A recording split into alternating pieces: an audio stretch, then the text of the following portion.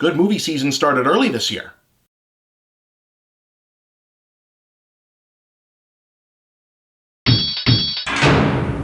I imagine this will be a cliche by the time this runs, but Logan Lucky is the sort of movie they just don't make anymore. Now, part of me wants to say that that's partly because it's an authentic feeling and sympathetic portrait of the sort of people you don't really see anymore in movies, i.e. working class folk from the rural American South, but that's not precisely true. You see these folks in their world all the time in movies, but typically only being made fun of in good movies or cynically pandered to in bad movies. Now, Logan Lucky, on the other hand, is cast in the mold of scrappy down-home romps like Smokey and the Bandit, and it indeed feels exactly like the sort of film that Burt Reynolds would have rode to a box office victory back in the 70s. Today, it's being released as though it's some kind of quirky, niche appeal indie, but whether the studio gets it or not, this is exactly the movie that a pretty sizable audience in so-called middle America has been begging Hollywood to make for a long time, and I have a feeling that the audience that the film is about will enjoy the hell out of it, providing that Hollywood marketers remember that they exist long enough to remind them that it exists. But anyway, this is of course the big unretirement movie for director Steven Soderbergh, who's best known to mainstream crowds for the ultra-glamorous Ocean's 11 movies, but who grew up in Georgia, Virginia, and Louisiana, and here brings those two worlds together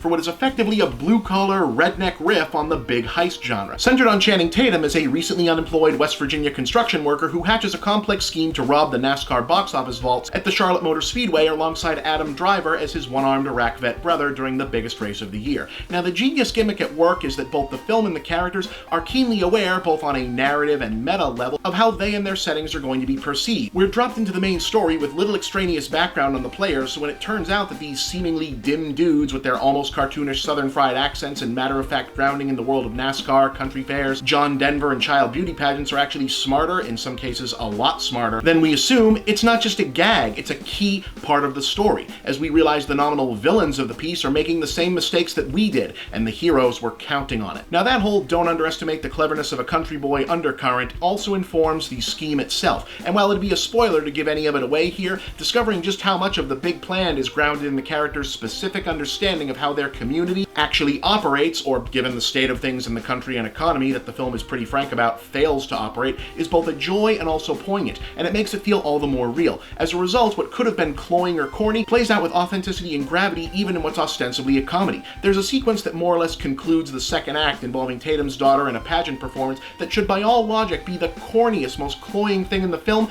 but instead packs an emotional wallop that's been building up the entire film. In the end though, movies like this live and die by their characters, and that's where Logan Lucky really shines. Despite how prized he's become as a caricature of his own persona, Channing Tatum takes the potentially hackneyed character of an almost-was star athlete stymied by injury who just wants enough money to prevent his ex-wife and her new rich husband from moving his daughter to another state and makes him a heroic presence. Driver exudes awkward, tragic dignity as a disabled vet undeterred, and there are delightfully fun, well-observed turns by Brian Gleason, Jack Quaid, Riley Keough, Katie Holmes, Catherine Watterson, Dwight Yoakam, Sebastian Stan, and even Seth MacFarlane of all people. But, as you probably heard, it's Daniel Craig who steals the whole movie, donning prison tats and an instantly iconic backwoods accent as Joe Bang, an incarcerated explosives expert smuggled out of the local penitentiary to assist with the big robbery. Now, the whole running and introducing Daniel Craig gag, of course, is a joke, but his performance here is so shockingly complete as a departure from his usual persona that it honestly does feel like Soderbergh has discovered a previously unknown, super talented character actor within the most recent James Bond. He's so good in this, I could easily see him drawing some Best Supporting Actor talk at the end of the year.